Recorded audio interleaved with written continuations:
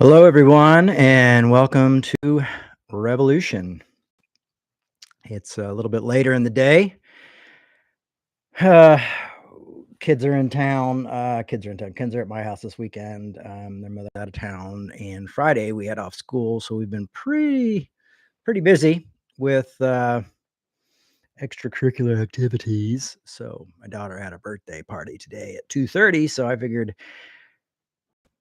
more free time for me to do this at 2:30 than at 11. So there we are. I hope you all are living life and living life well. It's been, as always, kind of a crazy time to be alive in America and alive in this world. But today, we're going to continue to talk about context, but just not today. We'll continue on in the context, different different chapters of that context, because I think it was really good. Actually, I was looking at the book of Acts, and there was a lot there, and I was really busy, so I wanted to make sure you guys got everything the best, and not just me calling it in. That's my goal, is to try to never call in the talk. Good morning or good afternoon, hippie Christian. Glad you could join us. So yeah, don't forget to like and subscribe. It already helps, really helps. If you're listening on Spotify or on Apple Podcasts, don't forget to leave us a 5-star review. It really helps keep it out there, keeps the message going, and share this with your friends. If you're listening right now, maybe you could just go ahead and share it right now on your Instagram, your Facebook, or whatever social media outlets you are on. So today, I wanted to talk about some things that I feel like have really been concerning me. And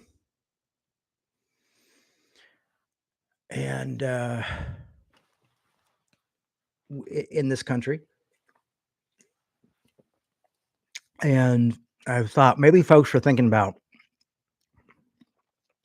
why are we focusing on context and scholarship when it seems like, the world's in a very mad, crazy place right now. And so I thought maybe we would talk a little bit about why we do that. Why, because I think it's real easy to, what is it called, Monday quarterback? I don't even know when football is. Is football on Monday or Sunday or anyway, something quarterback. It's after the game, right? When you're, oh, I know all about it once the game's over. But, a lot of people online talk about what's going on in the world and what's happening, and we critique one another and do things like that.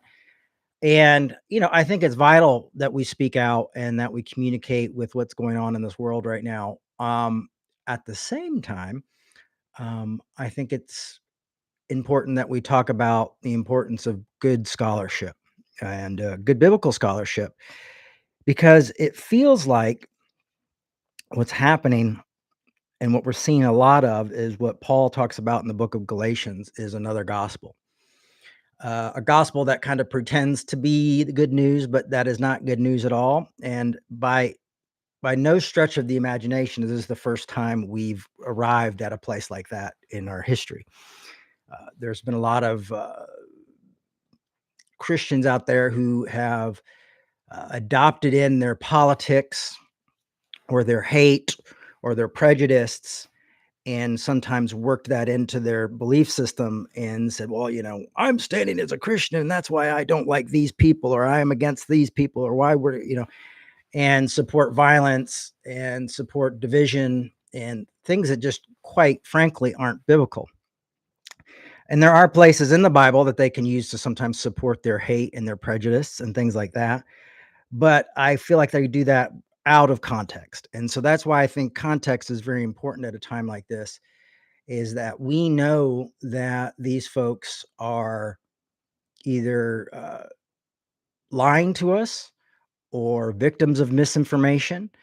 And we want to have the correct information. We want to know what we're talking about here. And I think that helps make the world a better place. So that's what today is like, are we following another gospel? And I'll read in Galatians, which we go through every year, but of course, this dragged me back into Galatians today. Um, can't keep me out of Galatians. I try to do Galatians at the beginning of the year, so I stay out of it because it's my favorite book in the Bible. But Paul says in Galatians 1, I'm astonished that you are so quickly deserting the one who called you in the grace of Christ and are turning to a different gospel. Not that there is another gospel, but there are some who are confusing you and want to pervert the gospel of Christ. Now, what Paul is talking about here is there's two types of Christians. There's Jewish Christians and there's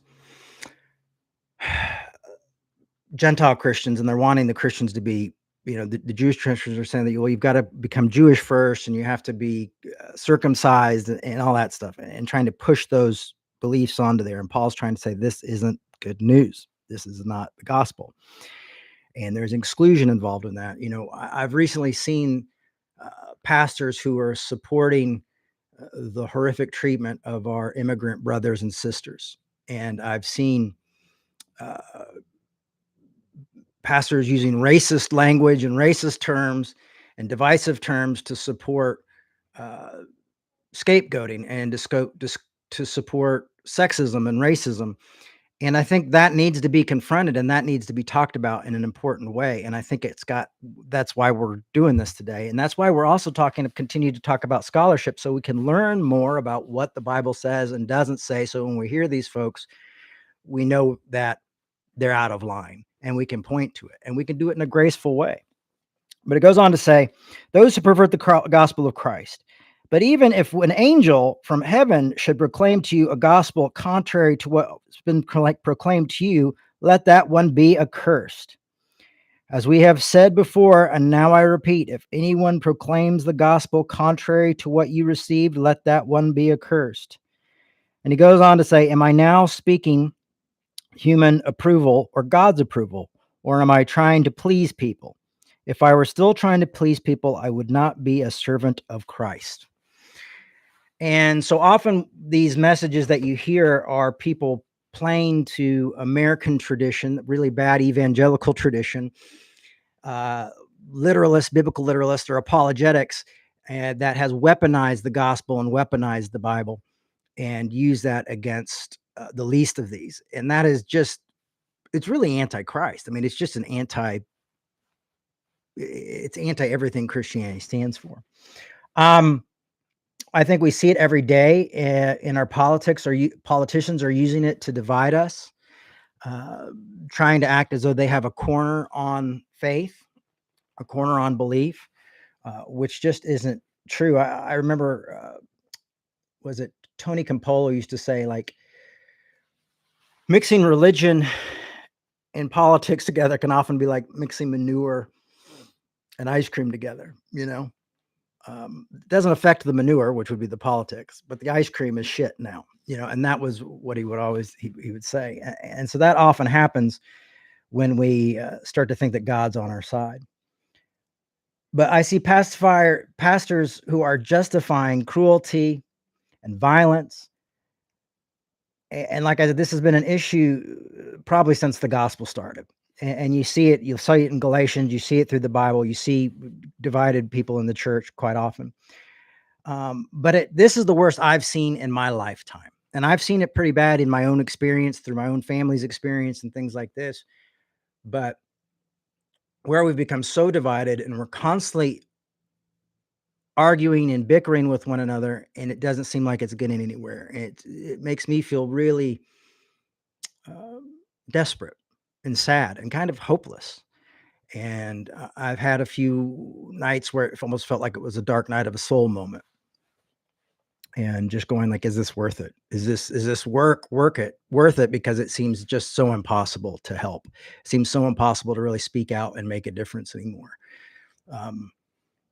Because it's not just like, oh, well, it's this one age group or it's this one thing or that's that, it's spread out, and you see so much hate and so much violence and so much violence against humanity, and the least of these being used with the excuse of, well, I'm just a good Christian. I'm just following the Lord. And we've really missed it there. In the 60s, in the 50s and 60s, you would have seen this before. You would have like there's often old pictures, you can find them almost anywhere, of the Ku Klux Klan, all standing inside of a church, and it's like Christ is our strength, and this, and it's like they've missed it. They've really, really missed it. And how do we point that out to people? How do we've got to be clear that this isn't following Christ. This isn't being a follower of Jesus, uh, to to be in the Klan and this thing. But it's not the first time, and there's oftentimes people take misinformation, take tradition, and create the Bible within to their own image and use it to justify their own agendas. And often those agendas that come in to kill, steal, and destroy people's lives. And we have to be really careful of that. And that's another reason why I think context and scholarship are vital, because at least when we're having these conversations with people who are using those as excuses, we're able to say, well, actually, this is what it meant. This is why it was written. This was actually the original audience it was written to. Now, I've found in those conversations online, when I use those things, context and scholarship, often people will, uh, some will just so react to it, go, I'm just going to pray for you that you get saved, because they can't argue it. And that's the thing. And interesting about Christianity is that so many Christians don't understand their biblical text. They don't understand their religious text. They don't really read it for themselves. They hear someone else telling them how to read it and how to think about it and what to believe in it. And then when you bring these things up, they think you sound crazy. Oh, you're a heretic. Oh, you're evil. And it's like, no, these are the realities of the book. I mean, the person teaching you, if they have any type of degree, would know this. They're just not sharing it with you. They're not telling you, or they've just pushed it down themselves in denial, and just, oh, well, maybe those people weren't right, because often the group think the group think becomes more important than the importance of biblical scholarship and history and within its actual context.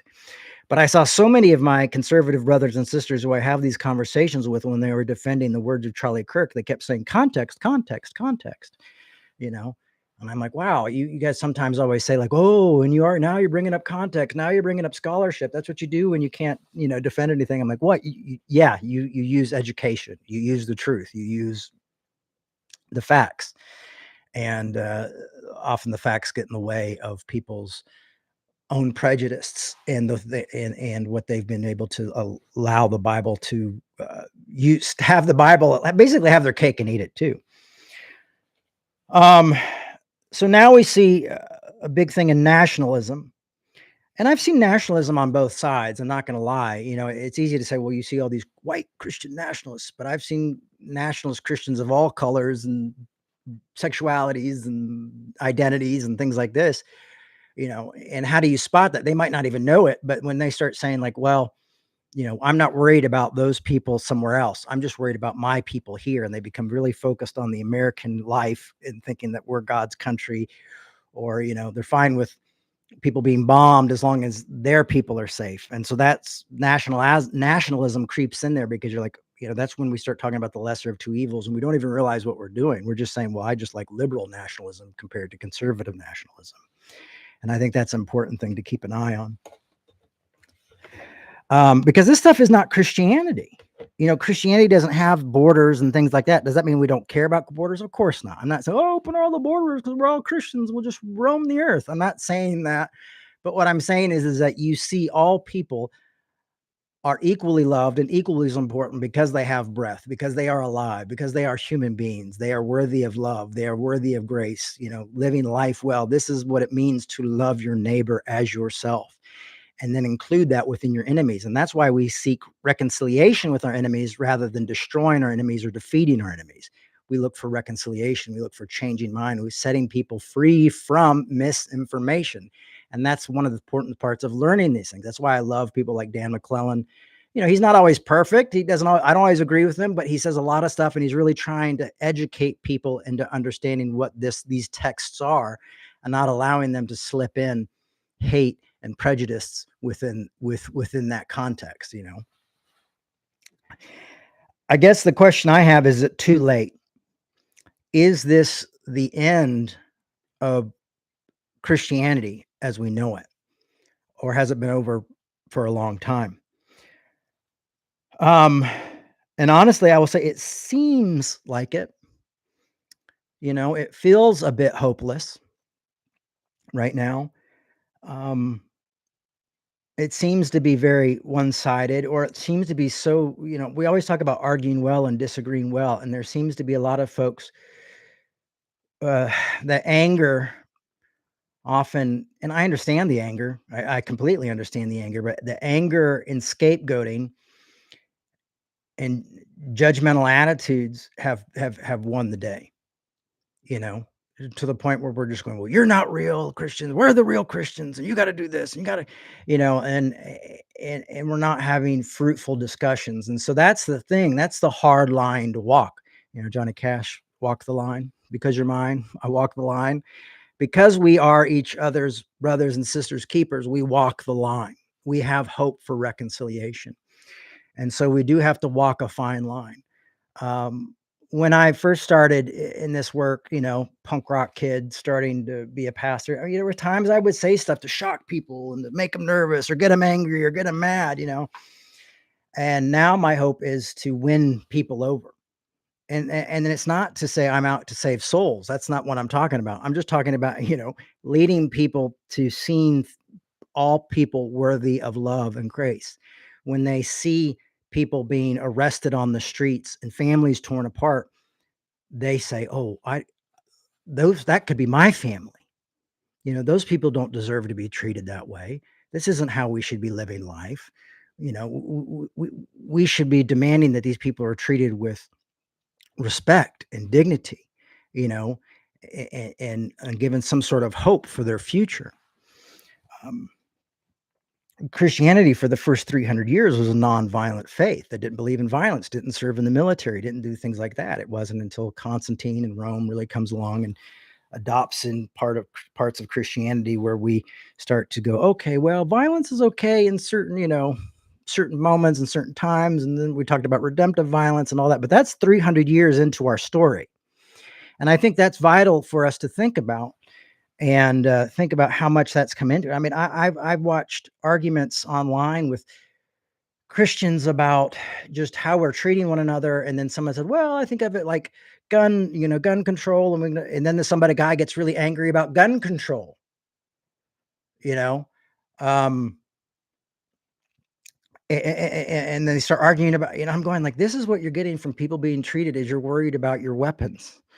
And so for me, it's like we're often just missing the point of being humans and being fellow humans and being brothers and sisters to all people, and not becoming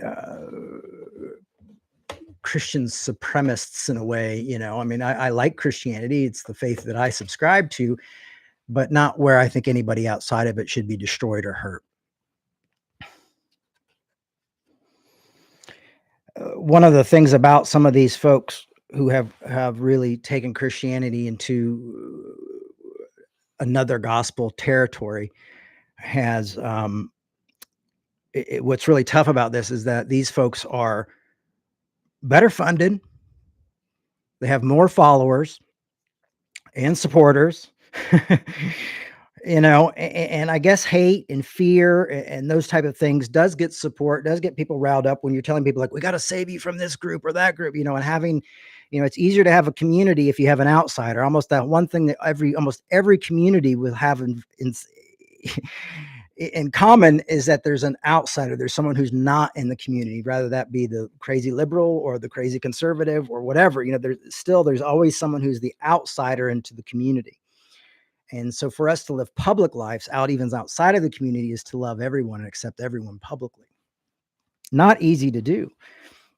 So that's one of the hard things. I mean, if you turn on, if you look up news or media, or you look up Christianity on, I mean, if you do it on a YouTube that you're not subscribed to and it doesn't know your algorithm, it will often show you very conservative stuff, very Christian nationalist stuff. I mean, that's what's happening right now. You'll see a lot of that, and these folks have great studios and big churches and big followers and big supporters, and they're able to get their word out there. They're able to talk about this stuff. So it's really hard to defend the gospel with context and scholarship and love and grace when you're completely being overshadowed by this message and this kind of giant uh, that seems to be coming over and dominating in Christianity. And that's why, for me, it's starting to feel really hopeless at times. Sometimes I'm wondering, like, why do I, is should I continue to do this, or should I just go do something else and just make this personal? Maybe I could become whatever, work in a shop, work in a factory, try comedy or something. Um, and you'd be surprised how often folks, even in my own world, sometimes subtly, sometimes clearly, kind of tell me to, maybe you should give up. Maybe you should move on. This really isn't paying the bills. This really isn't doing what you need to do. You're not as popular as you were in, you know, 2010. Times have changed. It might be time to move on with that. Um, so not only is it my own doubts about what's happening in the world and what's happening, but I start going like, does revolution really make a difference? Are we really making a difference? Can we make a difference? um, there's so much that we can't do, because of limitations of support and finances and things like that, um, which we could do years ago. Some folks are like, well, maybe just start talking about other things and kind of ease your way out of religion, and not talk about Jesus so much. It's kind of creepy anyway. It's kind of weird. Why don't you move away from that? So I will tell you, it is hard to keep going at times and continue to do this. And I share that with you because I feel like a lot of you are feeling the same way. From the conversations that a lot of us have on Instagram and Facebook and in the direct messages and things like that, it seems like a lot of folks are feeling uh, like they want to give up. And, at this point, unfortunately, we're not the greatest organized group of people in the world, but there are some great people doing this stuff. And we'll talk about that in a few minutes. And now with so much of the politics playing a part in this, and when we have a president who's just continuously causing one emergency and one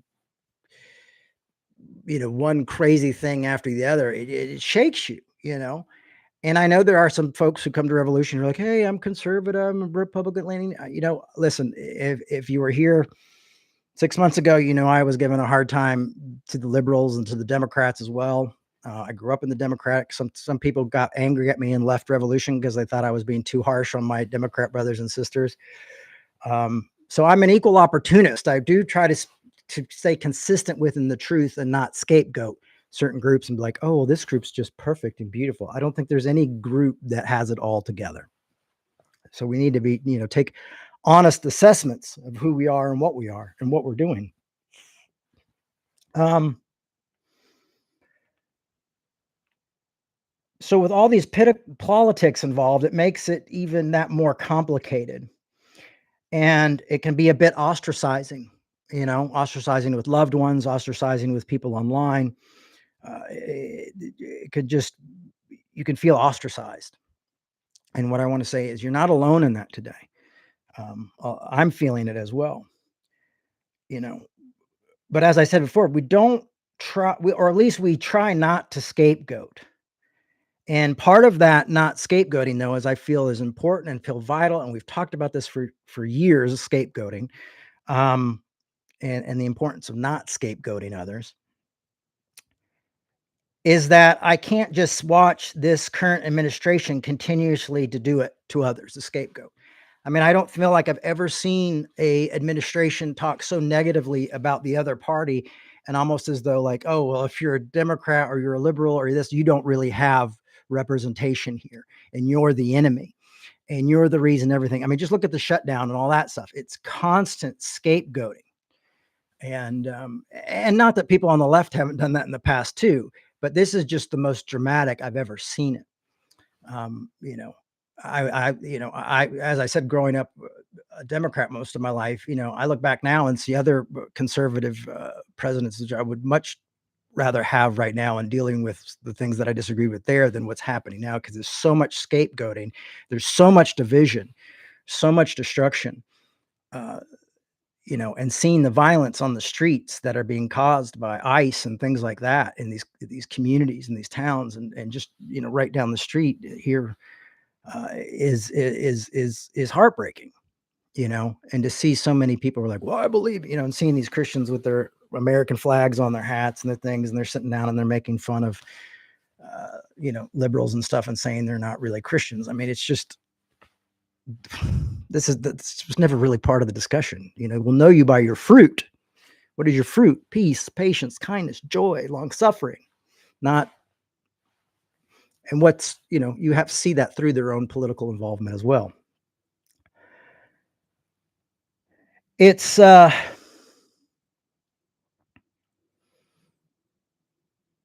it's something that just really makes me so nervous, because it's something that I feel like this current administration has made it such a main point of what they're doing, and have so many people who follow Christ or are Christians, call themselves Christians, on board with this. And so it is one of those things where I'm like, okay, we got to have better discussions. We got to get better organized.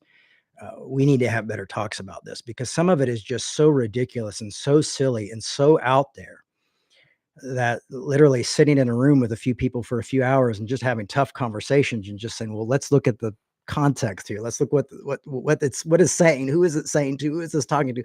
Let's look at like why this was added later, and what this is, and let's look at, like, the pastoral epistles, which are written in Paul's name, but are obviously written to undo a lot of Paul's work. Most people just ignore that and take those things and use them to discriminate and hurt others, and to reset up hierarchy, a hierarchy that someone like the Apostle Paul and Christ spent their work tearing down.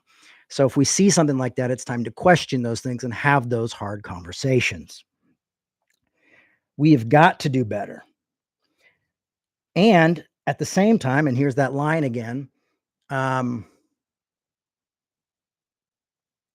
someone wrote, we can't reward human child trafficking. Yeah, well, those aren't the people being arrested, or aren't traffickers at this point. These aren't the people whose families are being torn apart.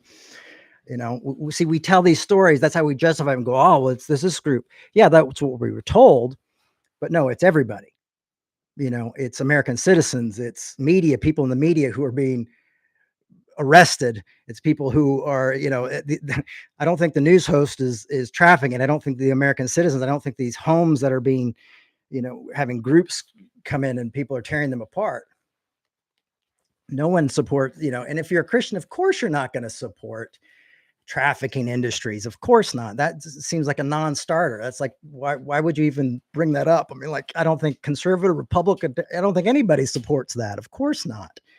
That's absurd to even suggest, I would say. That's not a good faith argument. Anyway, we'll continue on. So we can't stoop to the level of hating others or going to some of their same things where we scapegoat them, even though we're feeling scapegoated right now. But we've got to figure out a way. What is that line that we walk of love and compassion and grace and mercy?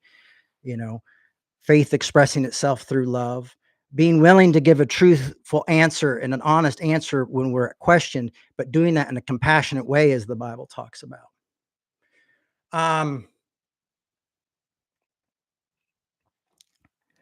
So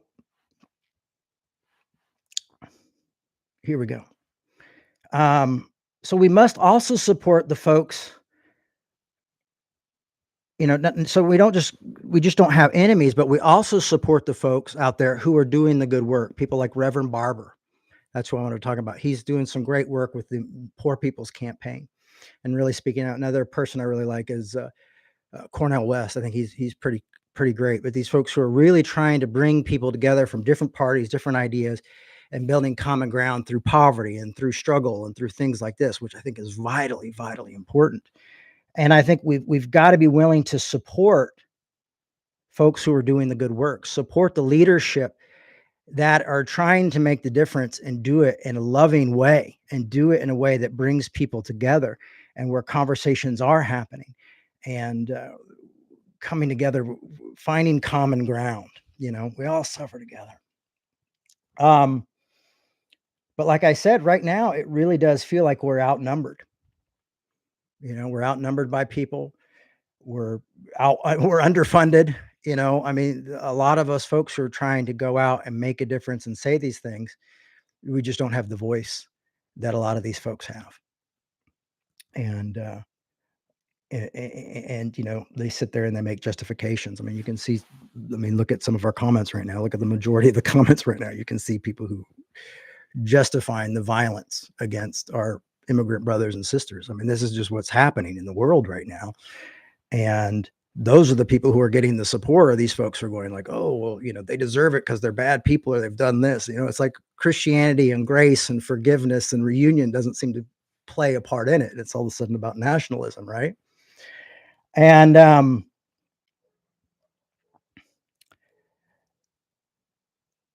but like I said, they seem to be better organizers. They seem more willing to work together with each other and support each other. And Galatians 6:6 says, talks about the importance of us working together, the importance of us supporting our teachers, supporting those who help us, supporting those who help lead us to good things, and supporting those folks. So we've, people like, whenever Reverend Barber comes out with a book, I pick it up. You know what I mean? When these folks I see doing good stuff, I try to send them messages and encourage them and say, oh man, you're doing great work. I love what you're saying. I love your message. I love what's happening here.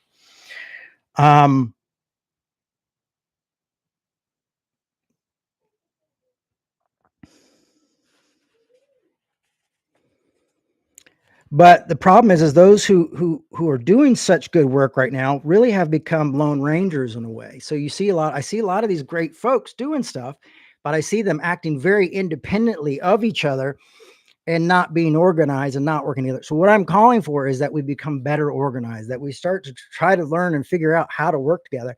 And it's not easy. I've reached out to a lot of these different communities and different people who are doing great things and like, I want to be involved. I want to do this. And you don't hear back because they're busy in that. And it's become really tough. And I think we're going to have to be aware of the importance of what it is for us to work together and to organize together.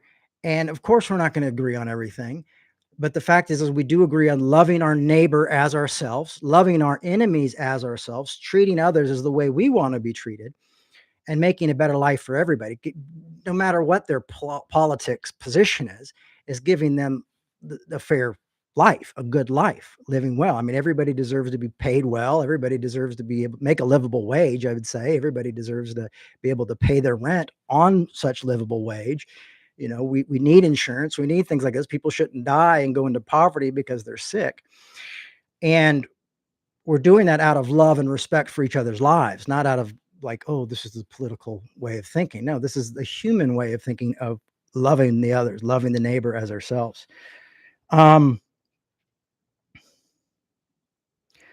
But like I said, it feels like a lot of people who are trying to do this work or trying to seem to be lacking in community organization or organizing outside of their tribe or maybe their belief system or maybe their denomination.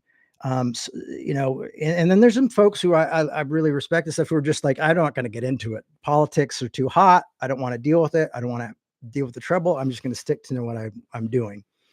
And that's a way to do it too. But for me, what always rings to my ears is what Dr. King said is it's not the words of our enemies that we'll remember, but the silence of our friends.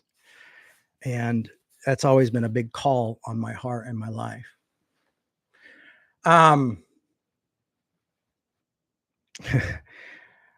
Oh, poor Greg. Greg, I feel like you're trolling us right now. And this isn't about lawlessness. This is about showing human respect to others. And so, oh, okay, he's leaving. He's taking his toys and going home. All right. So we've got to get better at this. Galatians 5:25 says, what does Galatians 5:25 say? Here we go. If we live by the Spirit, let us also be guided by the Spirit. Let us not become conceited or competing against one another or envying one another. And sometimes I think that's why a lot of folks don't work together is because they're worried about each other, they're jealous of one another. There's all these type of things, and they're afraid to create community. And and I see it all the time. And I've participated. There's been people who I've seen who doing great work, and I'm like, oh, I just wish I had their career. Oh my gosh, oh, they're doing so good. And there's a reason why the Apostle Paul said that. I even go up to 12 because, and those who belong to Christ Jesus have crucified their flesh with the passion and desire. If we live by the Spirit, let us also be guided by the Spirit. Let us not become conceited, competing against one another, envying one another. So that's important. Everybody wants the drum major instinct. Everybody wants to lead the charge. You know, and for me, I just want to work with a group that I could help. How can I serve? How can we better organize each other and work together to make a bit difference in this world, to make a kinder, gentler place for our folks to live? How can we help our immigrant brothers and sisters? How can we get the government in charge right now to see the need for compassion towards these people and to show grace and mercy and do it a better way? I'm not saying we become lawless, but a better way where people's humanity is not denied. People aren't thrown to the ground and beaten up, and it's not such a divisive thing. There's got to be a better way, and I think we know that. Obviously, if living in this country, there is a better way.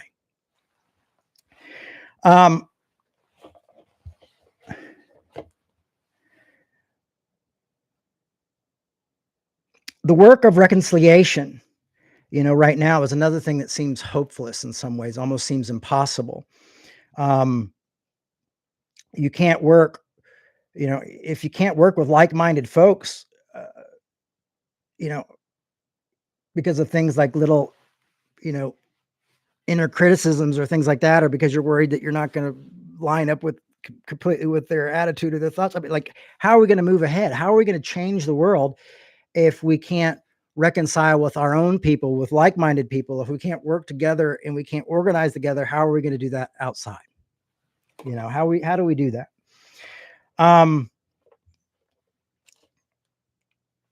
Galatians 6 says this, and I think this is really important to hear.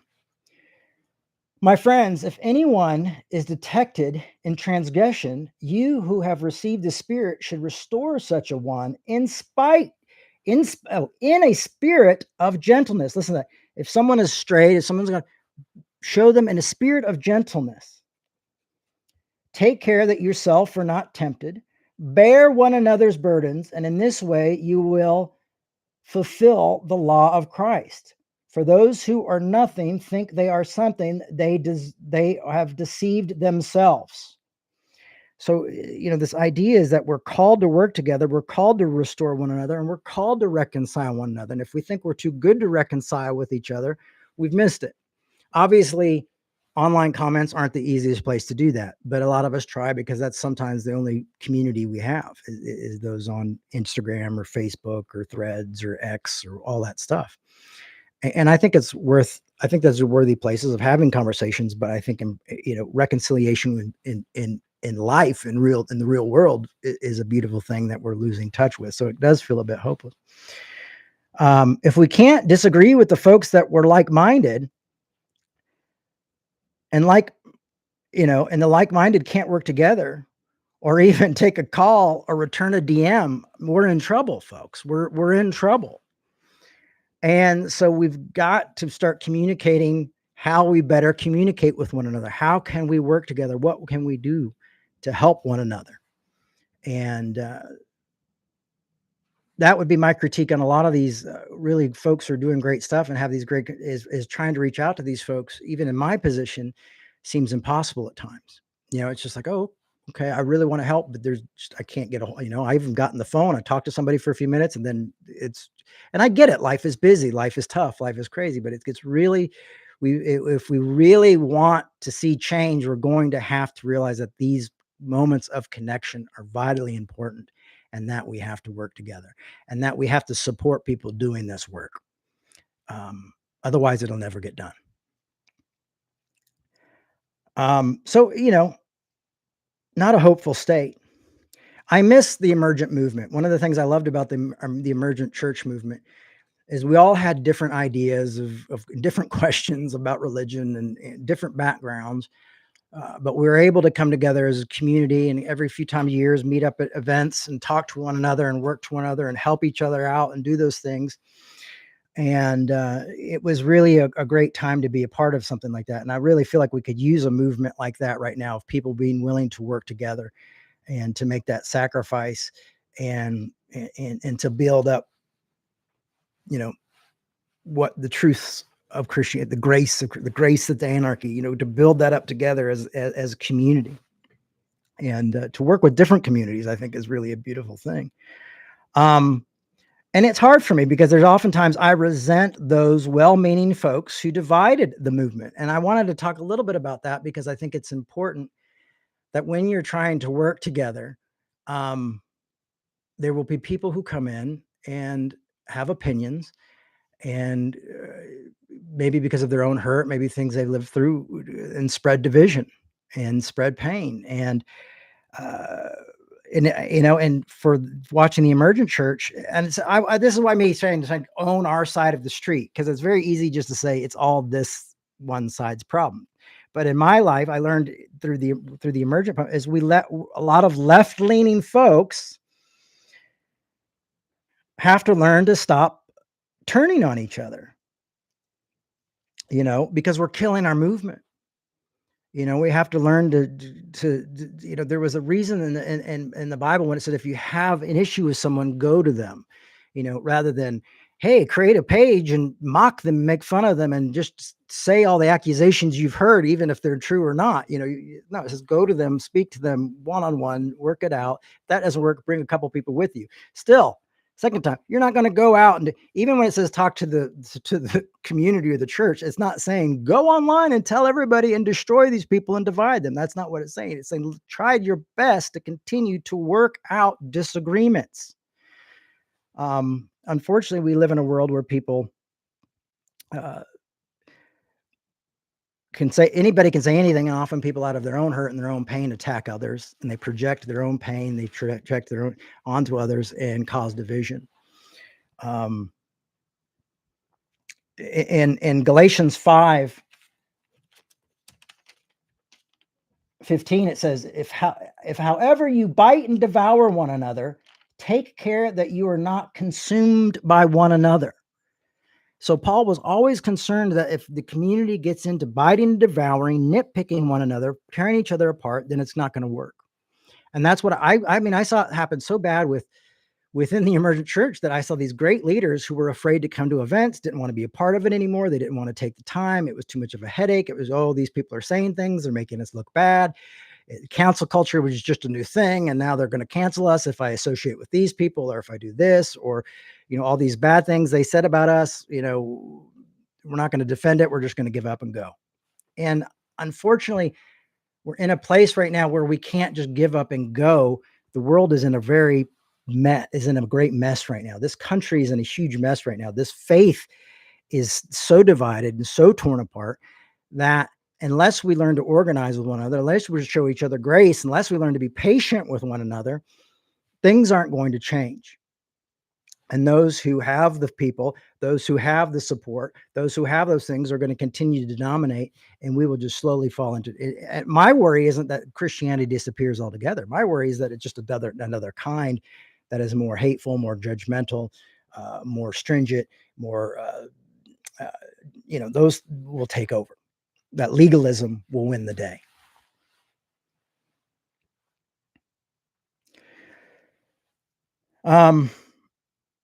So we have to be careful not to bite and devour one another.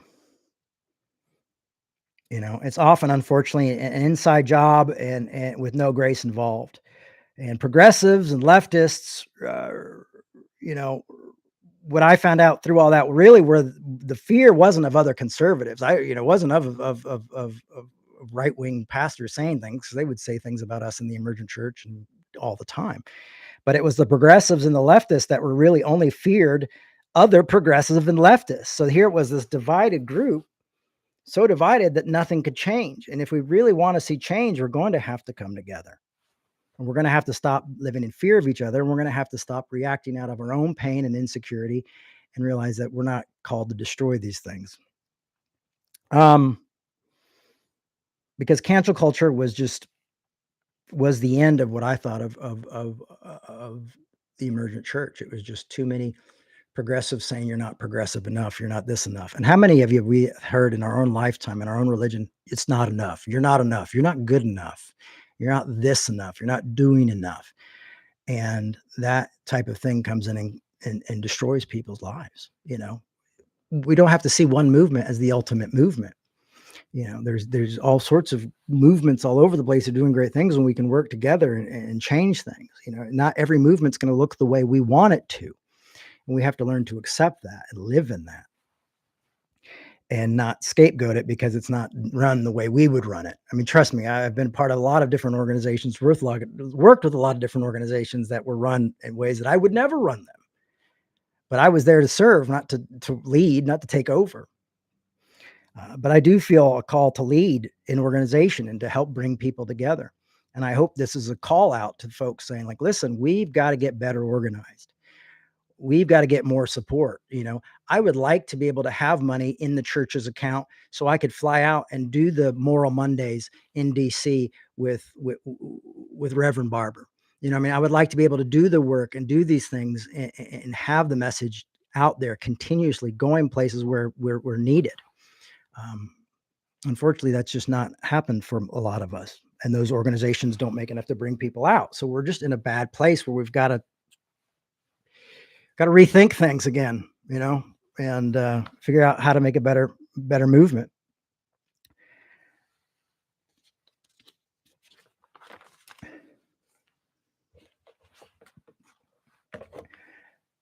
Um,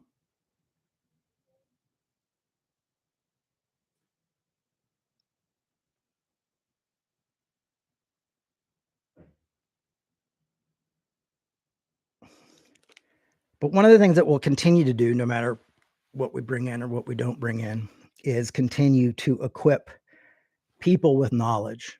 And that's what I wanted to say is again, to reaffirm why focusing on biblical scholarship is that really important in times like this, why focusing on, the context of when the Bible was written, to whom it was written to.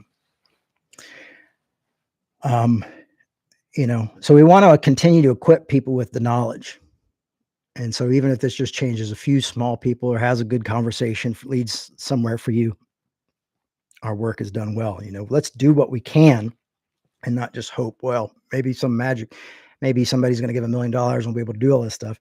No, but let's do with what, let's be faithful with what we have. And so for right now with Revolution, that's helping people, equip people with knowledge and also hope, and speaking the truth to power, even if the power might not be listening, but with hope and reconciliation. And that's part of the message, is hope and reconciliation. It's not defeat. It's not destroy.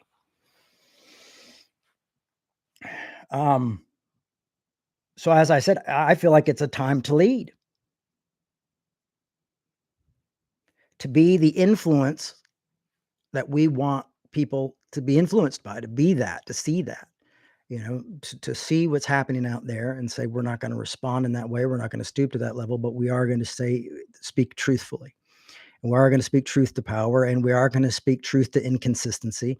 And we're going to do the best to walk that line of compassion and love and grace and faith and hope, that the Bible talks about, that Dr. King talked about, that Malcolm X in his later career talked about.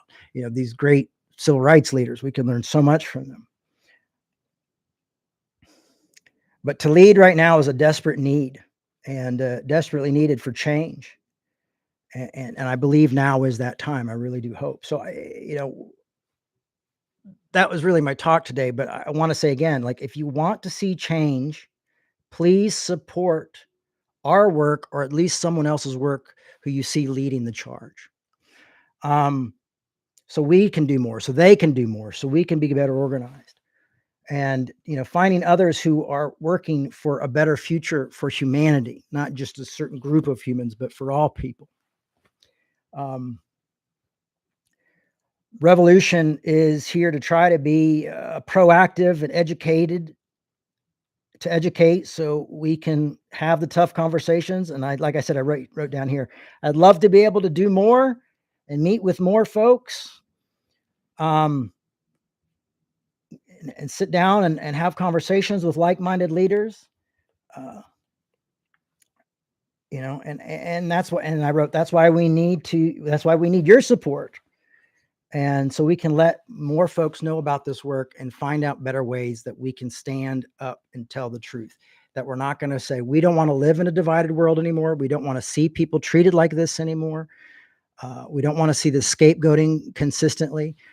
What we do want to see is a place where people can be human and be free to be human and free to live life well and to love each other and disagree well and argue well without destroying one another.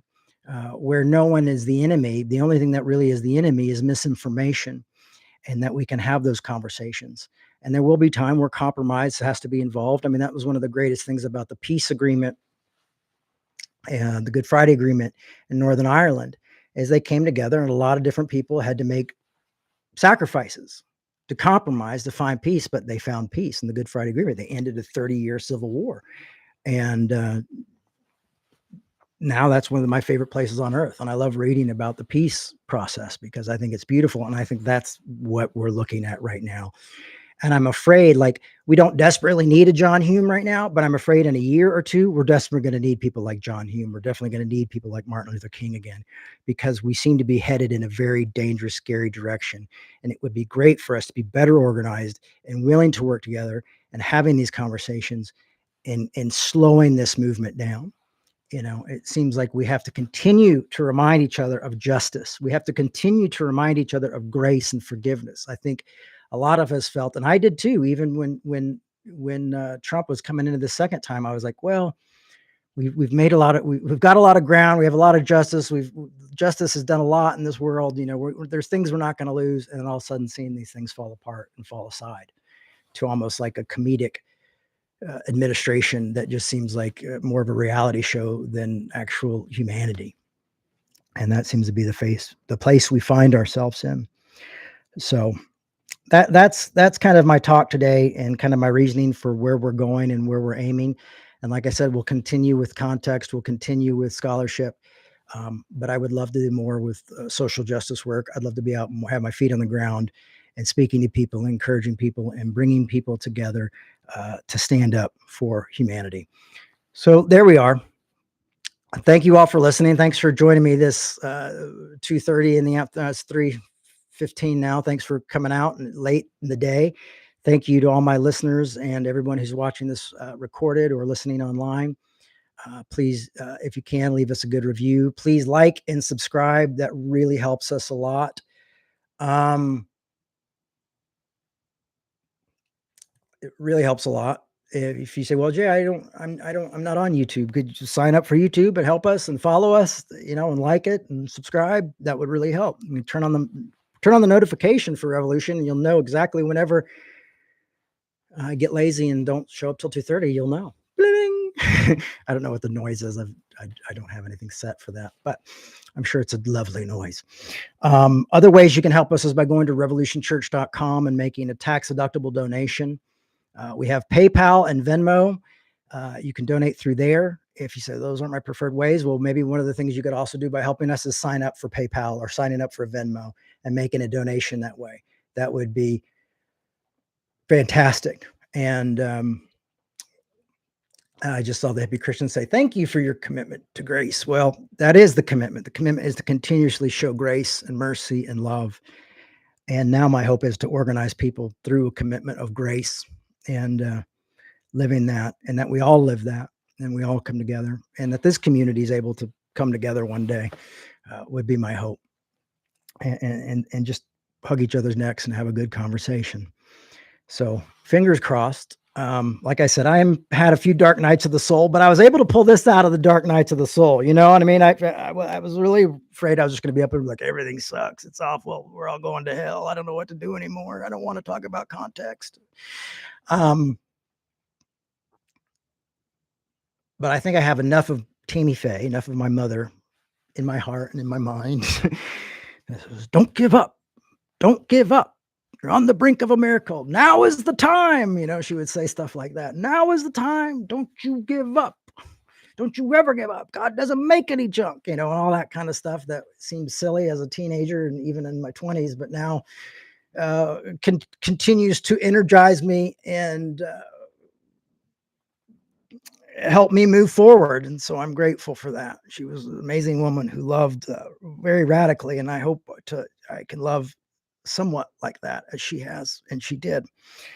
So thank you, everybody. Thank you for for being a part of this work. And hopefully we just continue to move forward, and we'll just do what we do and hope for the best. Fingers crossed. I don't have any wood around me. Oh, wait, back here, but I can't reach it. So thanks, everybody. Bless you. Be good. Bye-bye.